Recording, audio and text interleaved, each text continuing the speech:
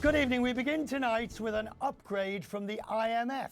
This year's global growth forecast is now going to be 3%, they believe, with trade agreements in the US falling into place. The IMF expects a bit more growth in the US, Eurozone, British and the Chinese economy.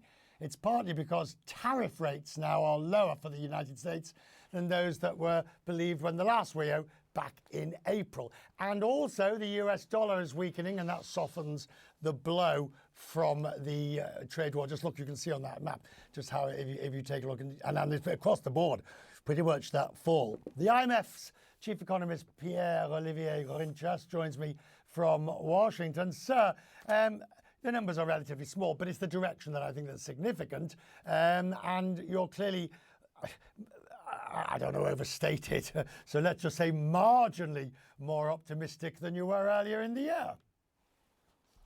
Yes, indeed, Richard, and thanks for having me. I mean, what we're seeing is a global economy that is a bit more resilient than we were expecting back in April. And there are basically three factors behind this. The first one, you've already mentioned, the tariffs that we're seeing right now as of July of 2025 are lower for a number of countries compared to where they were expected to be back in April. And of course, lower tariffs means there can be a little bit more growth. That's one thing. The second thing is financial conditions have actually been quite supportive. We've seen markets that have rebounded quite strongly. You've mentioned the dollar depreciating. That has provided a little bit of growth in some countries.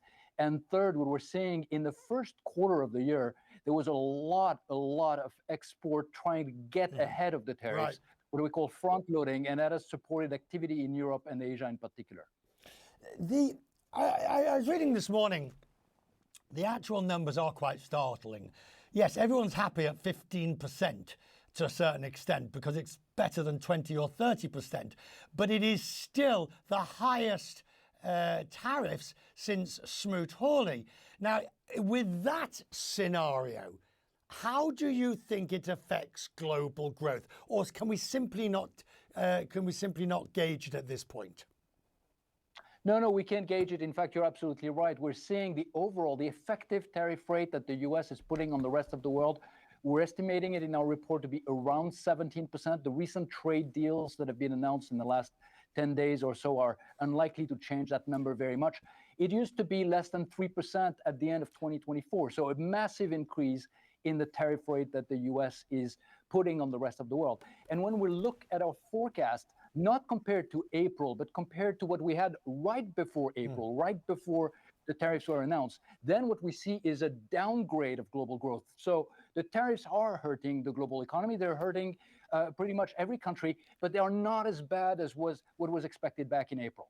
Okay, the question of monetary policy and the ability to cut rates. Do you believe, especially for the United States, that now we've got certainty on the tariffs and there doesn't appear to be the long-standing inflationary shock and we have a lower tariff rate, that there is now room and grounds for easing of monetary policy? Maybe not tomorrow, but September. Well, I think it's too early to tell. And first, I want to say that when you say there is certainty on the tariff, I mean, I'm not quite sure there is certainty on the tariff yet. A lot of the deals that have been announced are pretty high level. A lot of the blanks have to be filled in. We'll have to see if indeed the tariff rates remain stable at the new levels that have been announced. That will take a little bit of time. Measures of trade policy uncertainty remain very high. That's point number one. Point number two, we are going to see an increase in prices in the US related to the tariffs. We already see some signs of that in the June CPI, for instance. We expect to see more of that in the second half of the year and into 2026. So on the one hand, the Fed is to gauge how much of these price pressures are going to be coming down the pike. And on the other hand, how much the labor market is likely to soften. It's been softening very marginally so far. So that's the balance between these two that will determine whether they're in a position to cut rates or not. Let's talk to the developing world. As the dollar has weakened, one wonders, is the fund still as concerned as it was, or more concerned even, at the debt load that developing world has taken on pandemic and post, that is unsustainable? Do you still see a debt crisis in the making? Well, we are seeing a number of countries are facing significantly tight funding conditions when looking especially at low-income countries. But the effect of the dollar, it's playing out on two dimensions here. One is the financial conditions. So for countries that have dollar debt, for instance, the dollar depreciation is helping. It's giving them a little bit of a lift. It's easing financial conditions for them. That's a plus.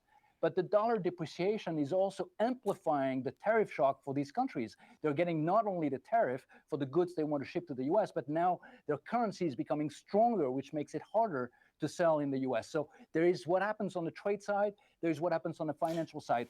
On balance, we're not seeing a huge increase in debt distress in low-income countries right now, but one needs to be watching carefully in that space.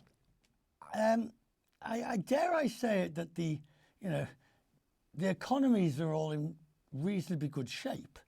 And the worst prognoses from an early look at the Trump administration doesn't look like it's coming to fruition.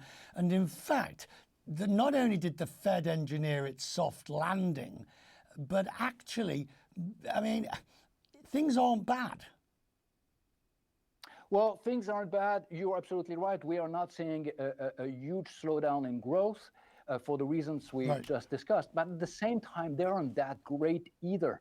The growth rates we're having, 3%, this is below pre-COVID growth rates. We're seeing, when we look 5 years out, we're seeing medium-term growth that is around the same level, around 3%. That's not very good. We have a number of challenges ahead of us. There are a number of funding needs that countries have, that we need more growth. And what we are seeing is productivity growth, which is ultimately the engine behind economic growth, has not been very strong. I'm grateful. Thank you so much, sir. We talk about this. You always bring it to life for us and make it relevant. And I'm grateful to have you with us tonight.